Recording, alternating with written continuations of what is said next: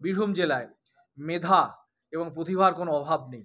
আপনারা দেখবেন যে নিয়ম করে এখানে মাধ্যমিক এবং উচ্চ মাধ্যমিক বা জয়েন্ট এন্ট্রান্স বা অন্যান্য যে পরীক্ষাগুলি হয়, সর্বভারতীয় যে পরীক্ষাগুলি হয়, সেটা প্রতিযোগিতামূলক পরীক্ষা হতে পারে, সেটি গবেষণামূলক হতে পারে, বিষয় হতে পারে, আ আ সেটি অন্যান্য যে বিষয়গুলি আছে আমাদের মেধা এবং প্রতিভার উপরে, সেখানে কিন্তু আমাদের বীরভূমের ছেলেমেয়েরা প্রতিভার স্বাক্ষর রেখেছে, বারেই রেখেছে। তার নবতম সংযোজন হচ্ছে আমাদের দেবদূত সাহা। সে গ্রামের স্কুলে মোহাম্মদ বাজারের আমাদের রামপুরের কাছে যে বিষ্ণুপুর, সেই বিষ্ণুপুরের কুলকুড়ি গ্রামে তার বাড়ি।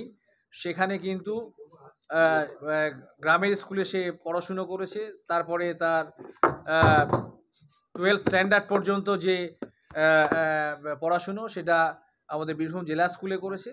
তারপরে সে আমাদের বিশ্বভারতীতে সে স্ট্যাটিস্টিক্স নিয়ে অর্থাৎ পরিসংখ্যান নিয়ে সে পড়াশুনো করেছে।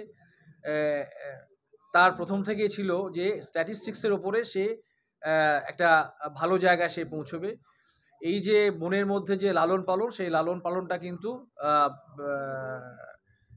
সেটা বাস্তবে রূপ দিয়েছে। এবারের আমাদের ইউপিএসসিতে অর্থাৎ ইউনিয়ন পাবলিক সার্ভিস কমিশনে যে সর্বভারতীয় পরীক্ষা, সেখানে ইন্ডিয়ান স্ট্যাটিস্টিক্যাল সার্ভিসে সে কিন্তু প্রতিভার স্বাক্ষর রেখেছে। ৩৩ জনের মধ্যে ৩০তম স্থান অধিকার করেছে, একদম গ্রাম থেকে উঠে এসে।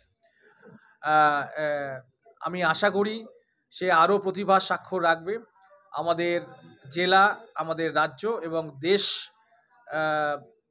গঠনের ক্ষেত্রে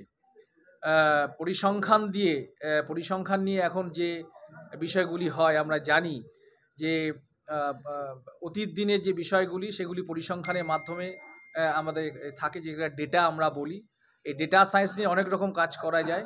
আমি আশা করব, আমাদের বীরভূম জেলা প্রশাসন আশা করবে, জেলাবাসী আশা করবে, এই ধরনের যে বিষয়গুলি আছে সেই বিষয়গুলিকে নিয়ে সে আমাদের সমাজের পরিকল্পনা, সমাজ গঠনের ক্ষেত্রে, রাজ্য গঠনের ক্ষেত্রে, দেশ গঠনের ক্ষেত্রে সে একটি নজির রাখবে এবং দেশের দশের মঙ্গলের কাজে সে ব্রতী হবে।